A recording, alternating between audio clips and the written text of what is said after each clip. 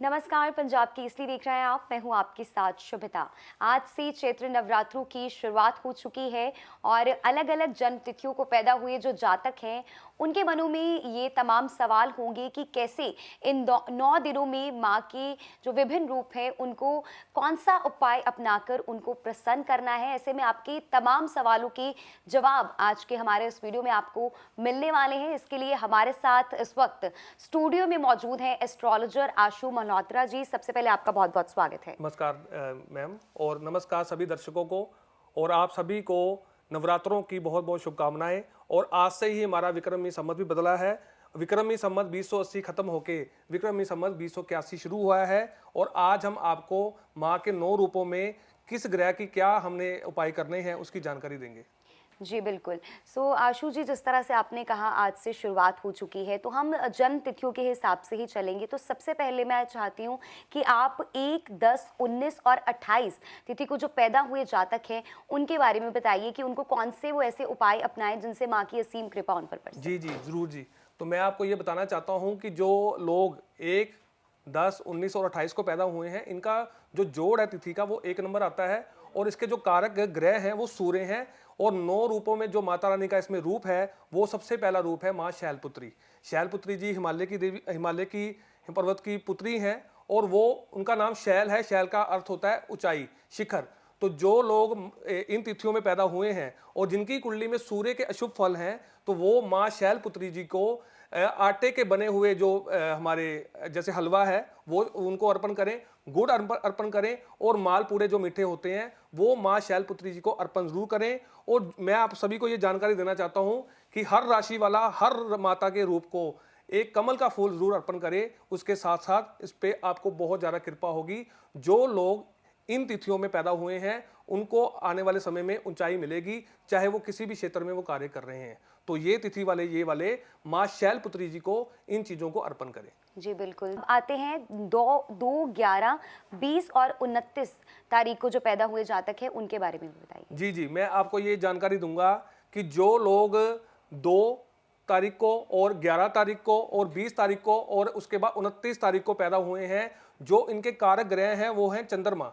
चंद्रमा मन के कारक हैं और चंद्रमा चंचल हैं। इसको हम अपने एक तप के द्वारा अपने आप को एक केंद्रित कर सकते हैं। तो इसके लिए जो माता का दूसरा रूप है माँ ब्रह्मचारिणी, जो तप और ज्ञान की ही देवी हैं। उन्होंने एक हाथ में कमंडल और दूसरे हाथ में माला धारण कर रखी हैं। वो तप के द्वारा हमारे चंद्रमा को बहुत ज़्यादा वश में करती हैं, जिससे हमारा मन ऐसे फैसले लेता है जिससे हमारा जीवन बहुत सुचारू रूप से चलता है।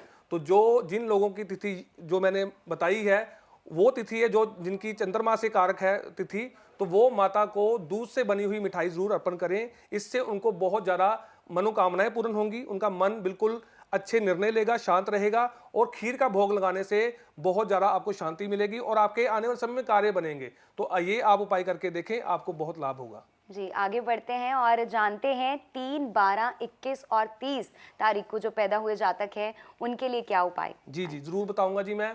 और जैसे कि अभी जो तिथि मैम ने बोली है सारी, वो तिथि ये हमारी कुंडली में ये दिखाती हैं, वो बृहस्पति के साथ जुड़े हुए हैं।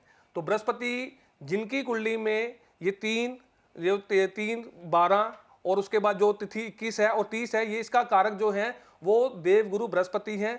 जो हमारे ज्ञान और हमारी जिंदगी में जो हमारी प्रसिद्धि की जो हवा फैलती है समाज में, वो बृहस्पति के द्वारा फैलती है। तो इसके लिए जो माता का रूप है वो है चंद्रघटा। चंद्रघटा के को हम मानने से अगर ये लोग अपनी माता रानी का मान सम्मान बढ़ाते हैं और इनको अगर पीले चने की खिचड़ी चढ़ाते हैं, माता रानी को अर्पण करते हैं। हमारे घर पे हर वस्तु माता रानी को चढ़ती है, फल चढ़ते हैं। आप इसमें केले और चने की दाल की खिचड़ी बनाकर माँ का भोग लगाएं, तो आपको देखेंगे कि आपको माता रानी का कितना आशीर्वाद मिला और ये वर्ष आपका बहुत ही अच्छा जाने वाला है। अगर माँ चंद्रघटा को आप मानते हैं, क्योंकि माँ चंद्रघटा की 10 भुजाएं हैं, उसमें उनके हाथ में कमल का फूल, अस्त्र शस्त्र हैं। वो ज्ञान के साथ साथ आपको ये सिखाती हैं कि अपने ज्ञान के द्वारा अपने परिवार की और समाज की रक्षा भी कैसे करनी है। तो आपको बहुत बहुत शुभकामनाएं, ये उपाय आप अवश्य करें। जी बिल्कुल। यहाँ पर जितने दर्शक हमारे साथ जुड़े हैं आपके लिए बहुत ही अच्छा है, क्योंकि जिस तरह से नवरात्रि चल रहे हैं और माँ दुर्गा की जो रूप है उनके हिसाब से आपको उपाय यहाँ पर हम बता रहे हैं। आगे बढ़ते हैं और जानते हैं 4, 13, 22 और 31 तारीख को जो पैदा हुए जातक हैं उनके बारे में बताएं। जी, जो लोग 4, 13, 22 और 31 को पैदा होते हैं, इनका नंबर जोड़ बनता है 4 नंबर, और 4 नंबर सीधा सीधा राहु के साथ कनेक्टेड होता है। और राहु क्या है? राहु ज्योतिष में हमारे दिमाग के ख्यालात हैं। अपने ख्यालातों के द्वारा जो हम सोचते हैं वही जीवन में हम कर देते हैं। तो इसमें हमारे साथ माता कुष्मांडा जी हमारी बहुत ज़्यादा मदद कर सकती हैं, क्योंकि कुष्मांडा जी ने एक हाथ में कलश पकड़ा हुआ है जिसमें अमृत भरा हुआ है, और राहु जो है उन्होंने अमृत पीकर ही अपने आप को अमर कर लिया था। वो वैसे राक्षस थे, लेकिन वो जैसे ही उन्होंने अमृत को पिया तो वो देवता बन गए।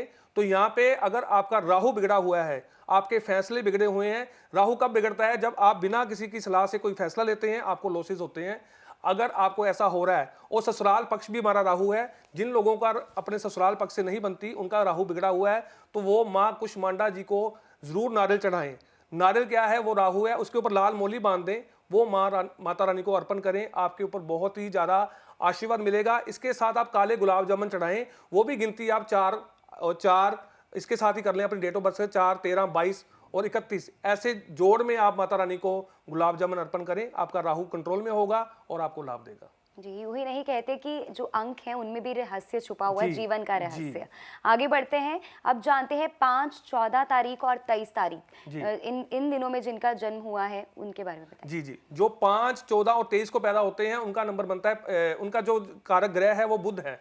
बुध हमारी बुद्धि का कारक है, और जो हमारे ज्योतिष में शास्त्रों में बुध है वो माँ भगवती ही है। बुध हमारी बेटी है, बुध हमारी मौसी है, बुध हमारी बुआ है। तो बुध हम, अगर इन रिश्तों के साथ आपका कुछ संबंध खराब हो रहे हैं, तो आप भी माता रानी को जरूर अर्पण करें। माँ का जो 5वां रूप है वो स्कंद माता है, और स्कंद माता ने हाथ में स्कंद जी को पकड़ा हुआ है, जो कार्तिकेय जी ही हैं। और तारकासुर का नाम, तारकासुर एक राक्षस था जिसका वध करने के लिए माँ पार्वती जी ने ये रूप लिया, और स्कंद को वो तपस्या, वो विधि सिखाई जिससे उन्होंने तारकासुर का वध किया, क्योंकि तारकासुर को ये वरदान था कि शिव का पुत्र ही उनको मार सकता है। तो आपके जीवन में जितनी भी बाधाएं हैं, मुश्किलें हैं, आप अपने बुद्धि के द्वारा उसको कंट्रोल कर सकते हैं, लेकिन बुद्धि का एक सही होना बहुत जरूरी है। तो माता रानी को आप हरे रंग की वस्तुएं चढ़ाएं, हरे फल चढ़ाएं, तो ये करने से आपकी बुद्धि बहुत कंट्रोल होगी। माँ स्कंद माता जी का आपको आशीर्वाद मिलेगा। आप चाहे पढ़ाई में हैं, चाहे बैंकिंग में हैं, चाहे अपने बिजनेस में हैं, आपको कोई भी वहां पे लॉसेज आ रहे हैं, तो आप देखेंगे कि आप दिनों दिन आप ठीक होना शुरू हो गए। लेकिन इसके लिए आपको बिस्तर पे बैठ के खाना खाना भी बंद करना होगा। तो आप ये करें, आपको लाभ होगा। जी, अब बारी है 6, 15 और 24 तारीख वालों की। जी, और जो 6, 15 और 24 वाले लोग हैं, वो सीधा सीधा शुक्र से जुड़े हुए हैं। और 6 नंबर जो है, जो माँ भगवती का रूप है, वो माँ कात्यायनी है। और कात्यायनी रूप और 6 नंबर, इसका देखो कॉम्बिनेशन कितना अच्छा बना है। 6 नंबर शुक्र है, जो प्रेम है, जितनी मन की इच्छाएं हैं, जितने भोग हैं, सुख हैं जीवन के, वो हमें शुक्र देते हैं। तो माँ कात्यायनी के रूप की जो कथा है शास्त्रों में, उसमें भी ये बताया गया कि गोपियों ने भगवान कृष्ण जी को अपने पति रूप में प्राप्त करने के लिए माँ कात्यायनी जी का पूजन किया था। और एक कात्यायन ऋषि जी हुए हैं। कात्यायन ऋषि जी के तब से प्रसन्न होकर माँ पार्वती जी ने कात्यायनी के रूप में उनके घर में जन्म लिया था। तो यहाँ पे जो लोग, जिन लोगों के जीवन में विवाह में बाधा है, विवाह नहीं हो रहे हैं, प्रेम विवाह नहीं हो रहे हैं, वो वहाँ पे विफल हो रहे हैं, उनको जीवन साथी का सुख नहीं मिल रहा, तो वो माँ कात्यायनी जी को जरूर प्रसन्न करें और उनको सफ़ेद मिठाई जरूर चढ़ाएं। इससे करने से आपको बहुत अच्छा फल मिलेगा। आप उन्हें चावल अर्पण कर सकते हैं, ऐसा करने से आपको बहुत ज़्यादा सुख मिलेगा। आप उनको गुलाब के फूल चढ़ाएं, जिस पे शहद लगा लें।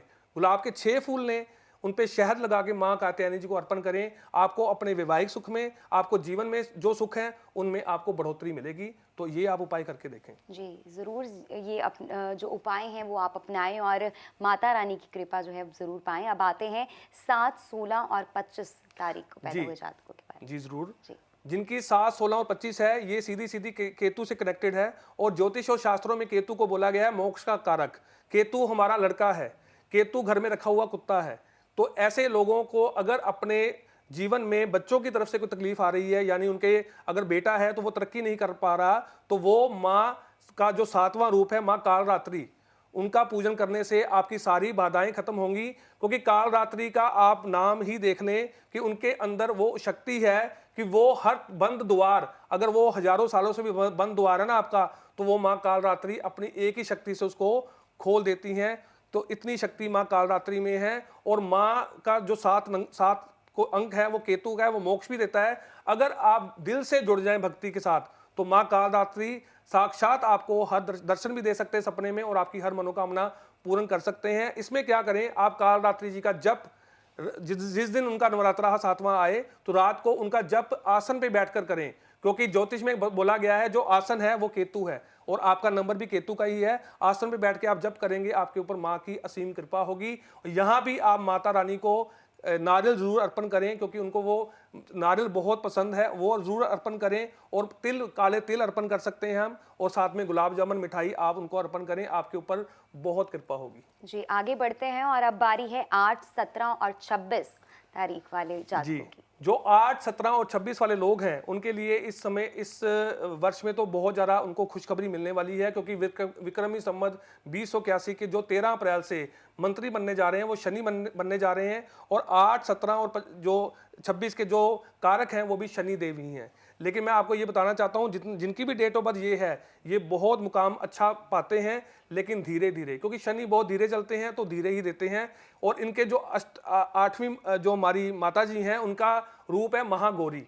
तो महागौरी ने भी तप के द्वारा, घोर तप के द्वारा भगवान शिव को पति रूप में पाया था, और उन्होंने इतना तप किया कि उनका रंग काला हो चुका था। उसके बाद भगवान शिव ने प्रसन्न होकर उनको गंगा जल के, पवित्र जल से जब स्नान कराया तो उनका रंग बहुत ज़्यादा गौर वर्ण हो गया, इसलिए उनको महागौरी कहा जाता है। लेकिन उन्होंने शिव को भक्ति के द्वारा कैसे पाया, ये शनि देव ने उनसे वो तप करवाया है।